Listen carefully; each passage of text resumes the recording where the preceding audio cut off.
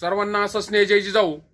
बांधवांनो, काही दिवसांपासून संपूर्ण महाराष्ट्रामध्ये एकच चर्चेचा विषय आहे, तो म्हणजे हर हर महादेव हा चित्रपट आणि वेडात मराठे वीर दौडले 7 या चित्रपटांविषयी चर्चा.